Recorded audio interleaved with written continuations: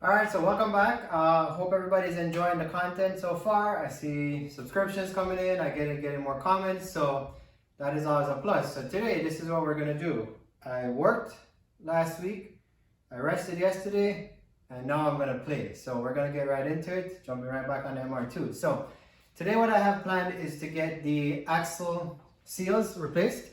So we have the OEM part from Toyota. Now this is for an S54 transmission, so that's the part number. So we're gonna get these seals replaced so we can get the axles back in and put the spindle and hopefully get the subframe up in this video. So that's our goal for today. So this is what we're gonna use.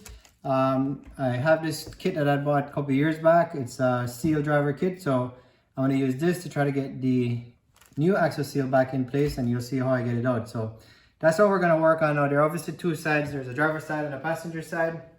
So we're gonna work on the passenger side so you guys see how that's done, and hopefully this helps somebody out. All right, so let's look at what I have so far. As you can see, we made some progress on the car. I put the bumper back on. So the bumper is back on. I didn't record it because you guys saw me take it off.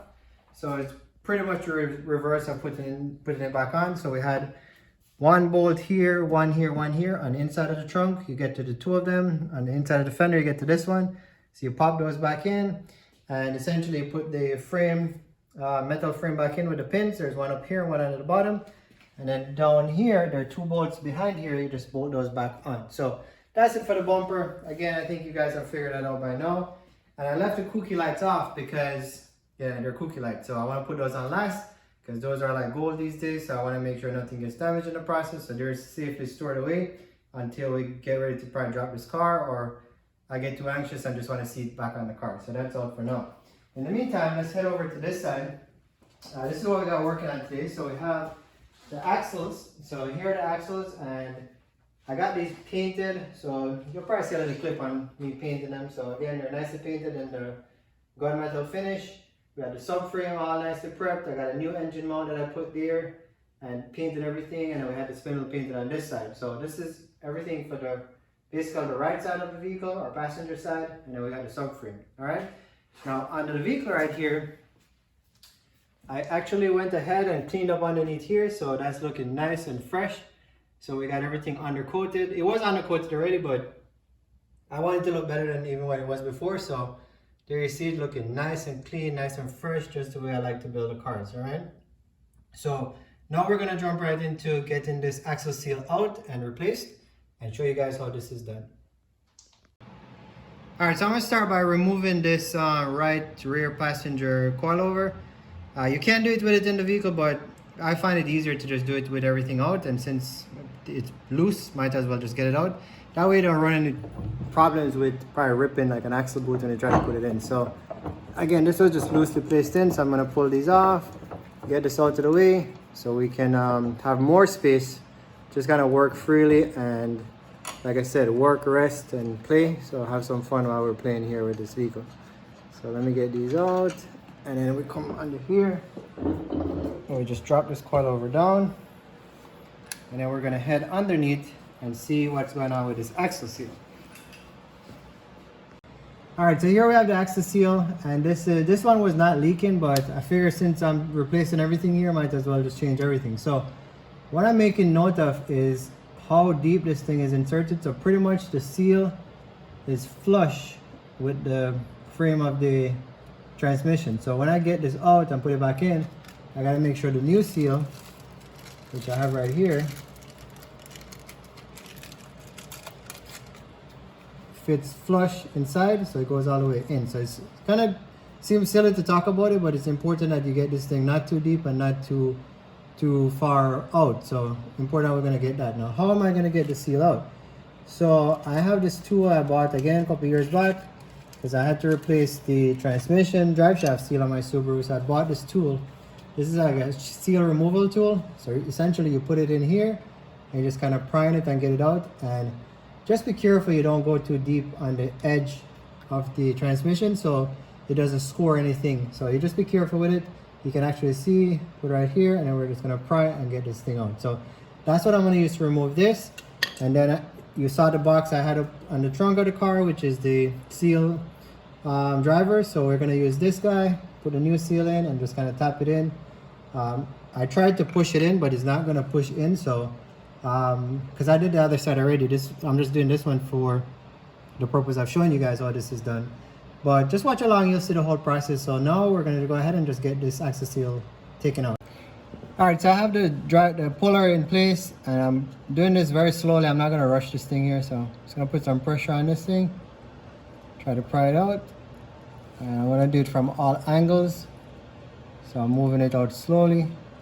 I'm trying to make sure I get this thing inside the seal itself.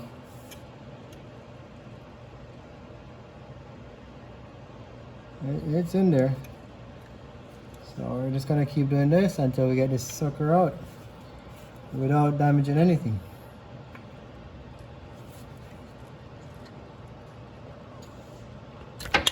There you go. All right. So we got it out, and again, the trick was to make sure you got, see, basically this is what happened. So I got this thing in and pushed it on the inside of here, see that? So it doesn't score the edge of the transmission. So that's how this works. A very good tool to get. And even with this tool, you saw how much pressure I had to put on it to get it out. So if you haven't bought this tool, it's pretty inexpensive, and you know, I would say for what it's worth to get this thing out, just buy this instead of trying to use a screwdriver to force this thing out and potentially mess up the inside here, which could cause it to leak in the future. So so we got it out, we have the new one here. So now we're gonna do the reverse, push it back in, and you'll see how that works as well. But in the meantime, I'm gonna clean this thing right up. All right, so we got this in the casing inside the transmission here nicely cleaned up. So now we gotta get this new seal placed back in here and push it down. So what I'm gonna do, I'm gonna use my famous AMG motor oil, and I'm just gonna put some oil on the inside here because I'm trying to get, when I slide this in, it goes in pretty easy. And I want this to go in as smooth as possible. Obviously I don't want it to come out, but I also don't want it to get ripped or messed up going in, because inside of these things there's a little spring. See that little spring on the inside, a little silver spring? If that pops out, this thing is gonna leak. So it's very important you get this thing and get it in nice and smooth. So that's what we're gonna do right now to try to get this thing back in, and we're gonna use the driver kit here to help me to get it in. Now I did the other side already, as I mentioned. It seems like it went pretty good. So here's hoping that this side goes as smoothly as the other side, and we're able to get this thing in. And remember, we made a note of how flush this thing was inside here. So let's go ahead and push it in. Sometimes these things, you can just push them in by hand, but I was not having that much luck on the other side, and I don't think I'm gonna have the same luck on this side either. So that's where this tool comes in now. And basically what we're gonna do is just go ahead and push on this guy, and I'm not strong enough to do it, so that's where my trusty dead blow hammer comes in, and we're gonna just lightly tap this in. Going very smooth, very easy. We're gonna lightly tap it in. So that's how I do it, okay? And again, the trick is to make sure you don't get that spring falling off inside there, otherwise this thing will leak. So let me get to that and let's start doing some tapping.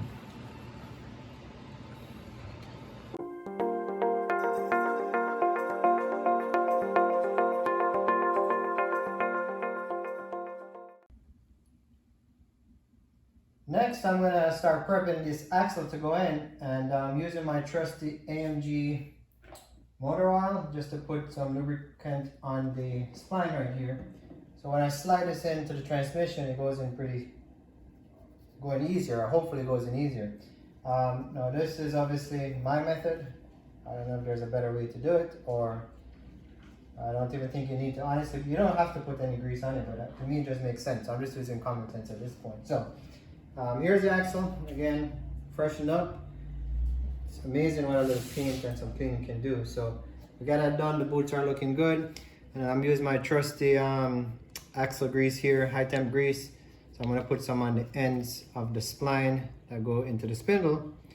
And I'm also gonna grease inside of the hubs here. So let's get some grease on these axles right here. And Yeah, I know sometimes guys go crazy on this grease. I mean, to me, if you have lubrication on it, you don't have to go crazy on it, and I don't want a lot of stuff splashing all over the place, so kind of doing this not too liberal, just enough to get the job done, basically. So putting that in, and hopefully as you guys look at this, you don't say, well, he said he was kind of not going crazy on it, but it looks like he's going crazy at it. So this is my version of what I think is adequate lubrication. So that's for the axle. And then for the hubs, I'm gonna go in here and just put some grease on the inside here as well. Now this stuff, I mean, it was pretty nasty when I took it off the car. A whole bunch of grease, it was just grease and dirt and grime, everything inside here. So, you know, the more grease you have, obviously it's gonna lubricate, but it's gonna attract dirt, and dirt is, you know, the enemy in my mind, because all those grits, it messes up the surfaces, etc. So it can mess up your bearings as well. But again, clearly, if you have no grease, then there's friction, and friction is also not good. So hopefully what I'm doing strikes the perfect balance. So that's my goal right here, and let's see how that goes. All right, so I'm just gonna put this in, and again, this grease was specifically designed for axles, so should do the trick. All right. All right, so that looks good. Clean as you go. As you guys know, we don't work messy here. Every time I do something, I clean up. So, and I know some of you guys appreciate that. So, this is how we're working right now. So, now we're gonna get this axle in. So the trick to getting the axle in is I'm gonna use my jack stand, because the axle goes in way easier when it's level. So I'm gonna put this jack stand right here. And then, if you guys can see, we have our new seal over there. So now I'm gonna get the axis just in place, rest it on here, and then we're gonna kind of tap on it to push it into the transmission. So here goes. All right, so here's my setup, and this little pin right here, see this little pin? Right? Again, for those of you guys who notice, this is like clockwork, right? You already know how this works. So this pin is what goes into the transmission and basically locks this axle in place. So the trick is to get this thing in and get that pin to lock. So I'm just gonna slide this in like that.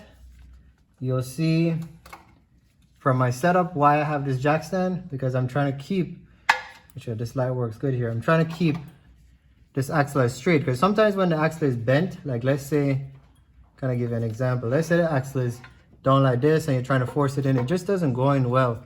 I've found that it's just harder to do like that. So I kind of like to get it straight and level like this, and then work from there. So wish me luck here. Hopefully this thing goes in smooth. Just kind of turn, and then what I do, I go on the other side, and I'm just gonna push on it real hard. So hopefully with the camera you guys can see that go in. I'm gonna stay on the end of the axle and I'm gonna push it in and cross my fingers that it works like the other side. Now this is a longer axle, so the other side was pretty easy. Let's see how this one goes. All right, I think I just heard it snap in. So there you go. All I did was grab right here and just kind of push on it like that, and it will slip right in once that ring gets caught on the inside. So there you go, look at that. See that seal? Nice and tight, okay? And it can slip out a little bit like that, that's fine, but it's in all the way, okay? So that's the, I would say, the preferred way to put your axle in. Got some grease on my hand. I'm gonna go ahead and make these boots look nice and clean. All right, self-satisfaction here. And let me just show you the other side, because I did the other side. So if you look over there, you see that side is in already. So let's just slide over to this side and show you what's going on. All right, so now I'm gonna put the coilover back in, but I just wanted to show you guys a little trick. When you're dismantling your car, you know, help yourself out, because this car was aligned, at least I didn't have an issue with alignment before I pulled everything apart. So what you can do, these bolts, they're actually the alignment bolts as well. So They're not perfectly round, so you can adjust them to adjust the toe or whatever it is you do for alignment. So what you do, I made a mark on the coil over here, and I made a mark on the bolt. So when you go to put these things back in, you can line everything back up exactly how you took it. See those marks, those silver marks? So help yourself out so you can kind of get your alignment back to where it was originally. So that way you're not, you know, fighting against yourself with alignment and stuff like that. So just a quick tip for you guys, okay? All right, so let's get this thing back in. And you know, once I broke one of these axle boots and the Subaru when I was putting it in the coilover, so I'm always careful to, you know, cover these things up when you're putting in the coil, because you'll be surprised. These coilovers, they're pretty sharp and they can tear this boot up, and you're not going to be having a good day like I did when I tore mine. Okay, so let's get this guy up in here.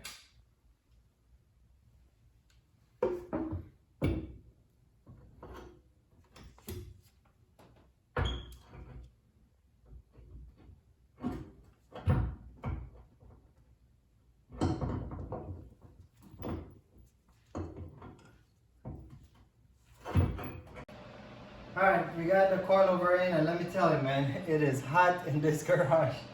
So summertime, you know, everything is harder when it's freaking burning up outside. So anyways, we got the coilover in, and now I'm going to put the spindle in. So I took the axle nut off with the whatever you call this thing here. So now we're going to get this spindle in. We greased everything up already, so it should be just a matter of slipping this guy in into here. So I'm going to line up the spline with the axle.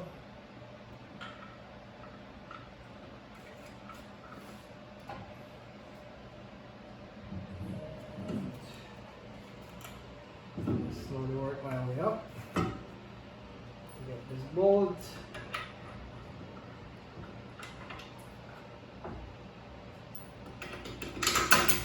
Top bolt in for the coilover, lower bolt in.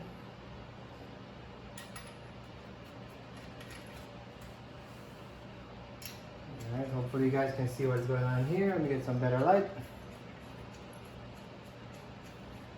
Alright, and now we got to try to get this axle to slip through here properly. So I got to get the splines lined up perfectly. So let me go under the vehicle and see how I can get that done.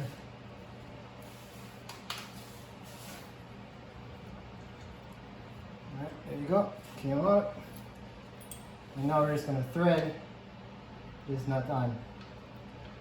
And it will, I'm not really ready to torque everything down yet. I'm just kind of putting everything in loosely, but you guys get the basic idea. So axle is in, and all of these things should go in pretty smooth. You shouldn't be having to force anything in. So as you see, everything is kind of slipped in like butter. That's how this should work, okay? All right, so let me tighten this down, and then we're gonna try to get the subframe up and at least bolt it in loosely, like I said. Because my goal right now is to get all these pieces off the floor, everything back in. The next video you'll see will be changing all the fluids. So now that I have the axles in, we can get the transmission fluid in. So I'll do a video that does transmission fluid, coolant, oil change, which, yeah, that's pretty much all the fluids that we're gonna have to get in here. Then we'll put the brakes on, we'll bleed the brakes and everything, so that's the fourth fluid we'll get in. And then we get some fuel, actual fuel inside the vehicle because the tank was dry. And fingers crossed, it starts right up. So, so we're making progress. Let me just get this screw down, and then we're gonna get the subframe mounted up, all right? So I'm getting ready to put the subframe in, and I'm using this tool. It's a battery terminal brush. So you can pick this up at your local Harbor Freight. Not sponsored, but it works perfectly to clean these bolt holes for the subframe. And you want to clean those because they these bolts tend to corrode inside of here. So this is, let me show you these bolts. This is the bolts that came out of the subframe right here. So if you see, look at all that corrosion. I was trying to clean it up, but you know, I mean, it looks better. So it was all rusted out. but you can see the corrosion ate into the metal, so I don't want to torque these and it breaks inside of the frame of the car. It's just not worth it. So here's a tip: go buy some bolts at Toyota and get some new bolts from Toyota, I should say. And by the time this video is out, they'll probably be sold out because everybody went there and grabbed them up because they're very limited at Toyota. So I was able to get the last two that we had here locally. So two of these bolts, two for the subframe. These are the short ones. These are the longer ones. Fortunately for me, the long ones were in good shape, and I don't think you can even get them anymore from Toyota. But so you'd have to try to find a substitute. But these tend to, the water collects in here and they corrode, so just something to look out for. And if you can't get a hold of these, get some if you're into MR2s, because they're disappearing. So, and if you find them, let me know where they are so I can buy two more. Okay? So we're gonna get this put back together. I have the subframe on the jack stand, so I'm gonna roll it onto the car and kind of jack this thing up, see if I can get in the line. I think it should go pretty good. So, you know, that's what's coming up next.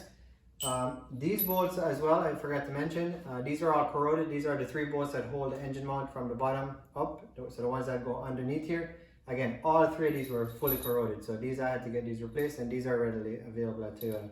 If anybody's interested in the part number, I can share that with you. This is the one for the short bolt for the subframe, so you'll see that one, and then I'll have to go dig up the ones for the engine mount, the rear engine mount. Okay? All right, so let's get this thing rolling.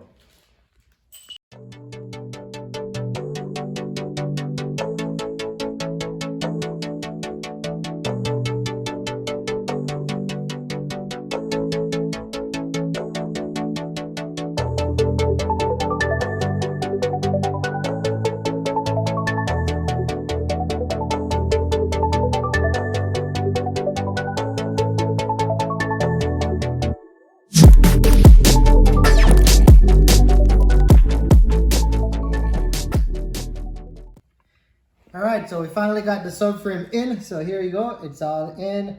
I just used a jack and basically lifted it up till I got the bolts lined up, the 4 main subframe bolts, and then connect all the pieces to the control arm, the front torsion bar, and then the 2 bolts that for the ball joint that goes up into the spindle. So it's in, it's looking good. I haven't torqued anything down yet, so next video I'll just kind of torque everything and move on to the next process of what we're going to do to get this ready to start.